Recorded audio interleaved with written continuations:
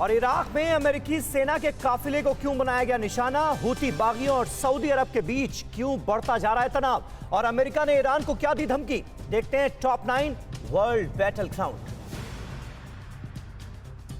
Iraq में अमेरिकी सेना की काफिले को निशाना बनाया गया है। इराक के अल मुथाना में अमेरिकी सेना की लॉजिस्टिक काफिले को निशाना बनाते हुए ब्लास्ट किया गया। धमाके के बाद अमेरिकी सेना की काफिले को रोक दिया गया।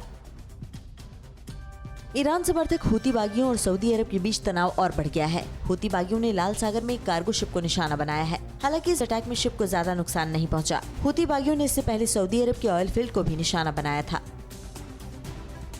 गाजा पट्टी से इजराइल को निशाना बनाने की कोशिश की गई। दक्षिणी इजराइल को निशाना बनाकर 2 रॉकेट गाजा पट्टी से दागे गए थे। इजराइल के एयर डिफेंस सिस्टम ने समय रहते इन रॉकेट को इंटरसेप्ट किया और दोनों रॉकेट को मार गिराया।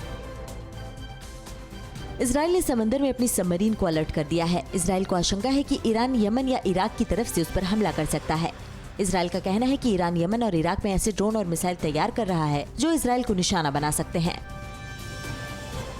ईरान पर अमेरिकी हमले का संकट मंडरा रहा है। राष्ट्रपति ट्रंप अपना कार्यकाल खत्म होने से पहले ईरान को सबक सिखाना चाहते हैं। बगदाद में अमेरिकी दूतावास पर रॉकेट अटैक के बाद ट्रंप ईरान को लेकर ज्यादा सख्ती बरतना चाहते हैं। ट्रंप ने चेतावनी दी थी कि इराक में एक भी अमेरिकी की हत्या होती है तो ईरान को गंभीर परिणाम भुगतना होगा।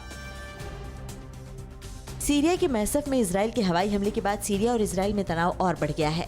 सीरिया ने धमकी दी है कि अगर इजराइल ने आगे ऐसी कोई कार्रवाई की तो उसे इसका अंजाम भुगतना होगा। सीरिया ने कहा कि इजराइल का ये अटैक संयुक्त राष्ट्र के प्रस्ताव का उल्लंघन है।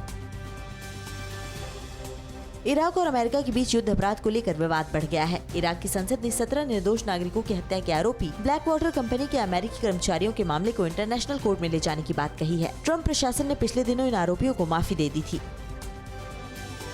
इजराइल के प्रधानमंत्री बेंजामिन नेतन्याहू ने उम्मीद जताई है कि आने वाले समय में अरब देशों से इजराइल के रिश्ते सुधरेंगे और अरब देश इजराइल के साथ राजनयिक संबंध कायम करेंगे। पिछले दिनों 4 अरब देशों ने इजराइल के साथ रिश्ते जोड़े हैं।